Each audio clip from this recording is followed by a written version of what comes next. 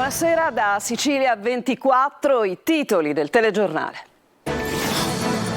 Scommesse, clandestine, estorsioni e un debito da 2.500 euro dietro la sparatoria e l'uccisione di un 37enne nel quartiere Sperone a Palermo. Padre e figlio fra i 3 fermati. Dal dolore al ventre ai sospetti sul padre orco. Le parole di una bimba di 10 anni hanno portato all'arresto del genitore nel palermitano. Avrebbe abusato sessualmente della figlia. Sottopagati e minacciati nelle campagne di Ispica, nel Ragusano, arrestati 3 fratelli nell'ultimo blitz contro il caporalato, pagati 2 euro l'ora ai 16 lavoratori africani. La protesta dei trattori non si arresta, una bara in testa alla sfilata fino a Castelvetrano. I sindaci del Belice in una lettera chiedono a Schifani un incontro nel luogo del presidio degli agricoltori. La lunga storia dei lavori del viadotto Ritiro, iniziata a Messina la posa delle ultime 2 campate, lo svincolo Giostra chiuso per una settimana. Il comune di Catania accende un faro sulle periferie, inaugurata un'area attrezzata nel quartiere Montepo. Calcio, domani Catania-Rimini, il vicepresidente Grella crede nella squadra a prescindere dai risultati e chiede un maggiore impegno per la gara di Coppa Italia.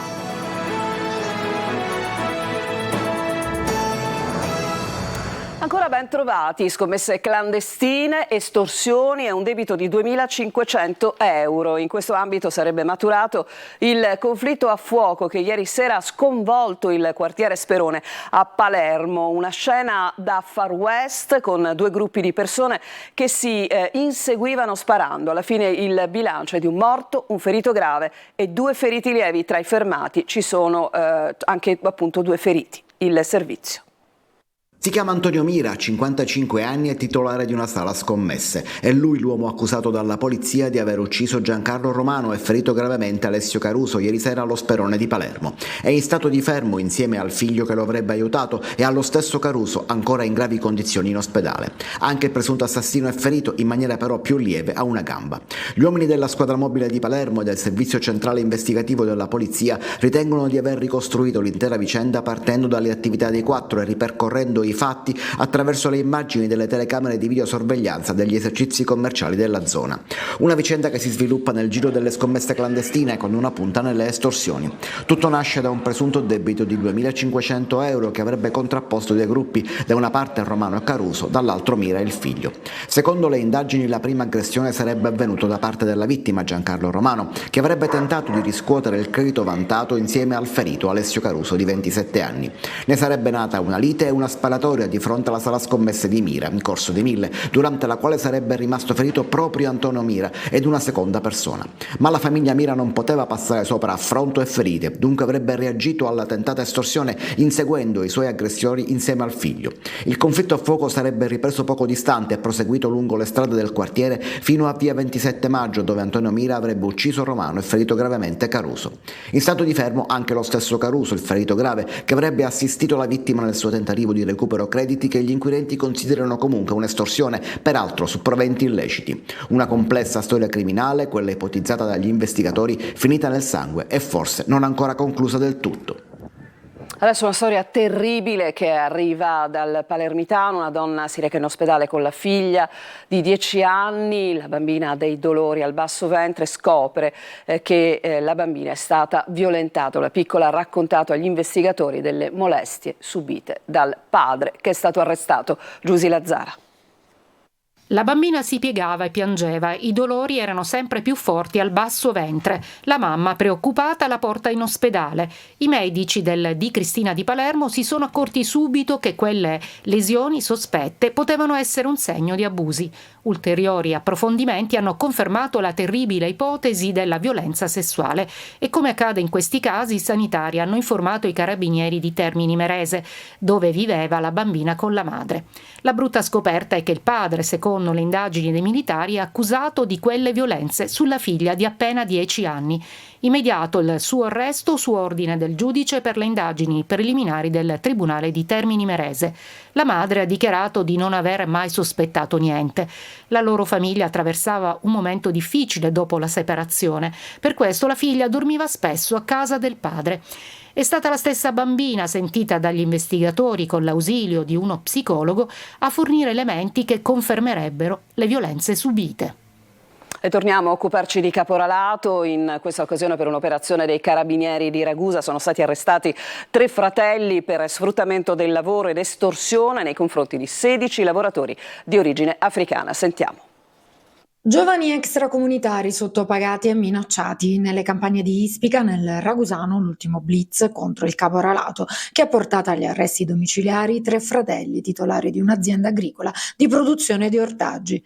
2 euro l'ora la paga, circa un quinto rispetto a quanto previsto dal contratto collettivo, con l'aggravante della violazione delle norme in materia di sicurezza e salute sui luoghi di lavoro. I lavoratori, quasi tutti ghanesi e nigeriani, vivevano in alloggi fatiscenti, carenti di servizi igienici ed erano costretti a turni di lavoro estenuanti, senza ferie e sorvegliati a distanza e per lo più senza dispositivi di sicurezza durante l'irrogazione di fitofarmaci nelle serre. È fondamentale la collaborazione anche con enti del terzo settore, in particolare dall'Organizzazione Internazionale per le Migrazioni. È arrivato lo spunto che segnalava la presenza di lavoratori in condizioni molto inique. Sfruttamento del lavoro ed estorsione, i reati contestati ai 3 fratelli, come detto, finiti ai domiciliari. Per l'azienda è invece scattato il sequestro preventivo di quasi 850.000 euro.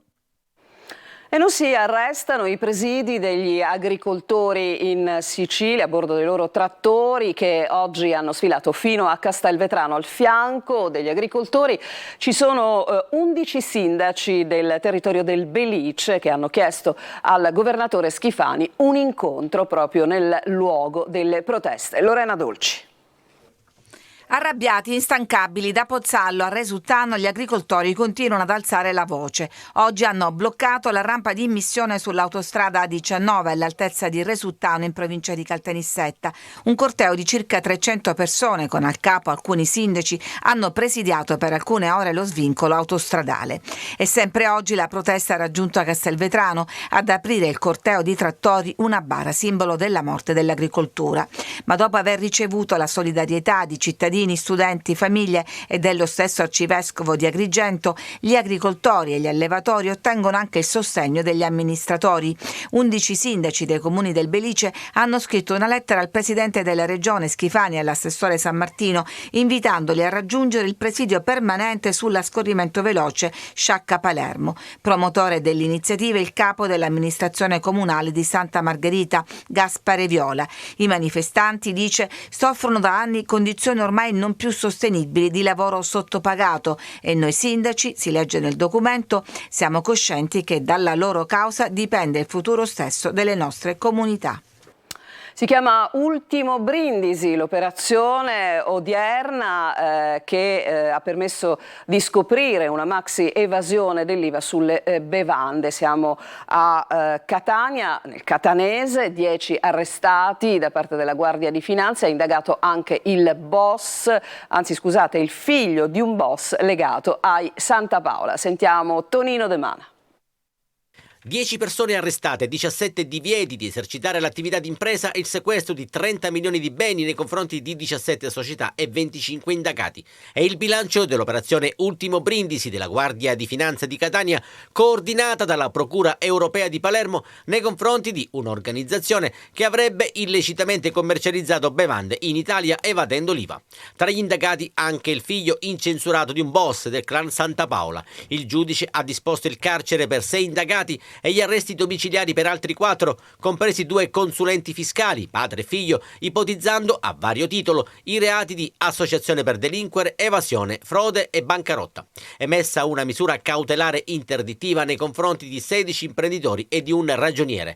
Disposto anche il sequestro preventivo di beni nei confronti di 17 società di capitali con sedi a Catania, Messina, Padova e Roma, tutte operanti nel settore del commercio all'ingrosso e dettaglio di generi alimentari e bevande del trasporto per complessivi oltre 30 milioni di euro. L'inchiesta, durata 2 anni, ha acceso un faro su un presunto gruppo criminale con base operativa in un deposito di Belpasso che, avvalendosi di imprenditori e professionisti, ha realizzato un volume d'affari superiore a 100 milioni di euro. L'organizzazione, secondo l'accusa, gestiva imprese servendosi anche di prestanome, contestati l'acquisto senza IVA di merci falsamente destinate all'estero, il mancato versamento in Italia dell'imposta sugli acquisti provenienti da San Marino per i dipendenti a loro riconducibili. Ad alcuni indagati sono contestati episodi di bancarotta fraudolenta di 3 società oberate dai debiti tributari, preventivamente drenate dalle risorse finanziarie e private di beni strumentali e poi cedute a prezzi irrisori. E torniamo a parlare della morte di Alfio Torrisi, il giarrese detenuto su una nave da crociera alle Bahamas, rientrato in Italia senza gli organi interni. I legali della famiglia fanno un appello al ministro della Giustizia Nordio per sollecitare la firma della rogatoria internazionale. Sentiamo Emanuela Corsi. Appellano al ministro della Giustizia Nordio gli avvocati della famiglia di Alfio Torrisi, morto alle Bahamas mentre lavorava su una nave da crociera, per sollecitare la firma della rogatoria internazionale trasmessa dalla Procura di Catania e ottenere tutta la documentazione dell'autopsia che sarebbe stata effettuata a Freeport. La Procura etnea ha aperto un'inchiesta per omicidio colposo sulla morte del 54enne di Giarre, deceduto nell'ottobre del 2023 al Rand Memorial Hospital di Freeport, per la quale ci sono 2 indagati come atto dovuto per eseguire l'autopsia come atto irripetibile. Per il medico legale è stato infatti impossibile eseguire un esame completo sul corpo dell'uomo privo di organi interni, sostituiti da segatura mista a fogli di giornali americani per imbalsamarlo. Fondamentale diventa quindi recuperare la documentazione della prima autopsia e i vetrini istologici che l'ospedale delle Bahamas dovrebbe aver conservato. I legali della famiglia Torrisi rivolgono anche un accorato appello al ministro degli esteri, Antonio Tajani, affinché attivi la Farnesina per accertare le cause della morte del lavoratore e per fare chiarezza sul motivo per cui il suo corpo è giunto ai familiari senza organi interni.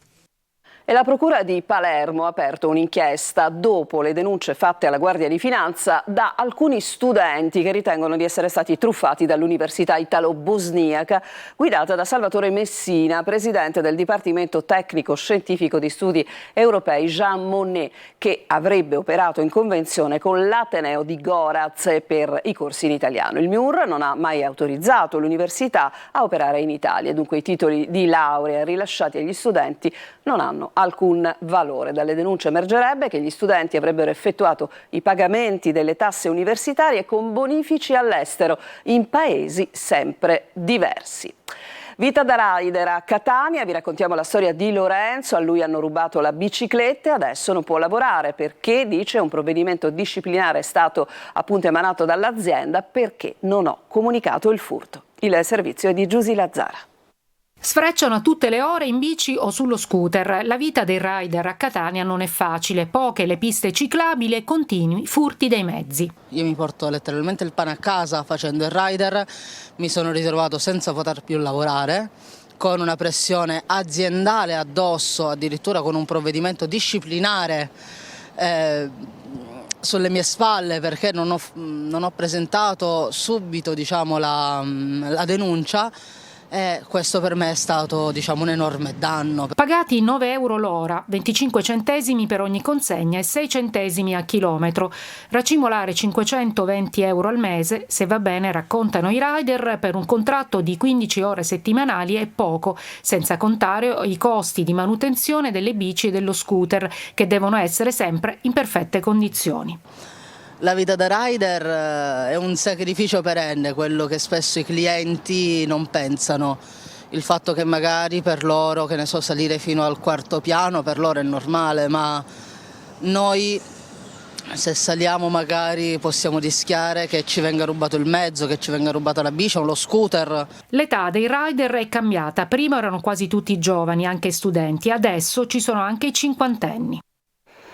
A Messina sono iniziati i lavori per la posa delle ultime 2 campate del viadotto Ritiro, travi da oltre 30 tonnellate che dovranno essere posizionate per una settimana.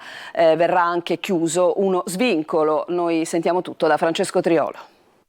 È la fase più delicata, quella che porterà alla fine dei lavori per la riqualificazione del viadotto Ritiro, iniziato 12 anni fa e che dovrebbe vedere la conclusione in estate. Operazioni anche spettacolari, quelle che da oggi e per una settimana costringeranno a chiudere lo svincolo di Giostra.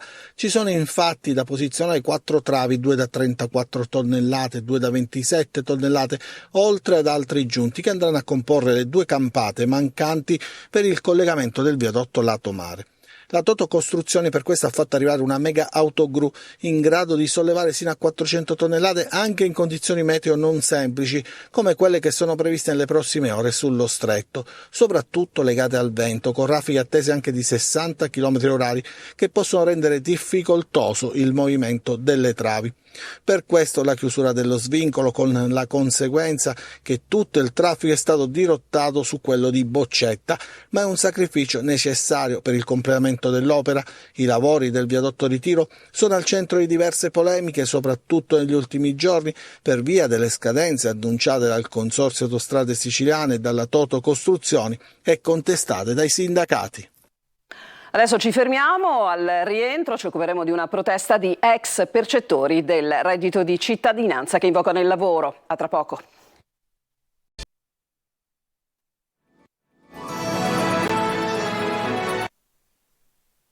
Siamo ritornati in studio. In studio la Sicilia diventerà poverissima, lo dicono disoccupati ed ex percettori di reddito di cittadinanza che questa mattina hanno manifestato a Palermo. Marco Gullà. La Sicilia è al primo posto per rischio povertà. È il grido d'allarme che ex percettori di reddito di cittadinanza e disoccupati hanno voluto lanciare nel corso di una manifestazione andata in scena davanti la sede del governo regionale di Palazzo d'Orleans a Palermo. Chiedono lavoro, chiedono di poter avere anche un sussidio per poter andare avanti. È stato tolto il reddito di cittadinanza, ma non è stata creata alcuna misura che permettesse o di creare lavoro o di garantire le condizioni ai quasi 700.000 siciliani che l'hanno persi di poter vivere dignitosamente. Io sto battendo tutti i territori sui social, passaparola, alla vecchia maniera, ma è una cosa impossibile, sia io che mia moglie. A tuttora oggi siamo ancora alla ricerca e non ci fermiamo mai di cercare. Come si fa ad andare avanti? Come si fa ad andare avanti? Con la forza della disperazione, quando il frigorifero è vuoto, quando ti manca l'acqua, quando ti mancano i beni primari, diciamo, no? E la situazione è critica. Secondo disoccupati ed ex percettori è aumentato anche il lavoro in nero. Secondo me, il mio punto di vista, è il lavoro in nero. Dice che voleva togliere le persone dal divano, ok, li hai tolti dal divano, ma li hai mandati a lavorare in nero. Perché prima avevamo la possibilità di avere una speranza che qualcuno possa darci dei diritti, poteva darci dei diritti e una paga dignitosa, ma adesso abbiamo paghe da fare piangere e abbiamo la possibilità soltanto di incrementare il lavoro in nero. A Catania il comune accende una luce sulle periferie, è stata inaugurata oggi un'area attrezzata nel quartiere di Montepo. Tonino De Mana. Un pallone da inseguire e da calciare, un pallone che rotola in un campo di erba sintetica con attorno panchine smart, zona fitness e per il tempo libero. Il riscatto sociale di Montepo passa anche dall'inaugurazione di un'area attrezzata realizzata con fondi europei che s'affaccia sulla via Salvatore Salomone Marino. L'amministrazione Trantino accende un faro sulle periferie da troppo tempo dimenticate e lasciate ai margini. Da queste parti non ci sono cittadini di serie B, ma la sensazione è che bisogna fare molto altro prima che Montepo possa ottenere il riscatto che merita. Basta un giro per rendersene conto, con cumuli di spazzatura disseminati su strade, piazze, aiuole e marciapiedi, o quel che resta dei marciapiedi, in questo caso inghiottiti e trasformati in autentiche discariche. Degrado e pericoli come questo muraglione inclinato a ridosso dell'istituto alberghiero che nessuno sembra vedere e che tutti sperano non crolli. A questo grigiore, per fortuna aggiungiamo noi, fa da contraltare il verde di quest'area attrezzata. Un'area che sarà fruibile dai residenti del quartiere di Montepo e che certamente farà felici tutti gli altri concittadini, anche più grandetti, che potranno qui venire a prendere una boccata d'aria durante la giornata. Non può che essere soddisfatto il vicepresidente della quinta municipalità, Carmelo Fazio. Eppure è vero che comunque necessiti di altre aree anche per le persone più anziane, che hanno bisogno comunque di spazi per le famiglie stesse, quindi chiediamo a questa amministrazione di poter dare ulteriore conforto a questo quartiere. Riqualificata anche l'area verde con la piantumazione di specie arboree antismog che contribuiscono a ridurre le emissioni di CO2. Adesso c'è un'altra pausa, torniamo tra poco per il calcio.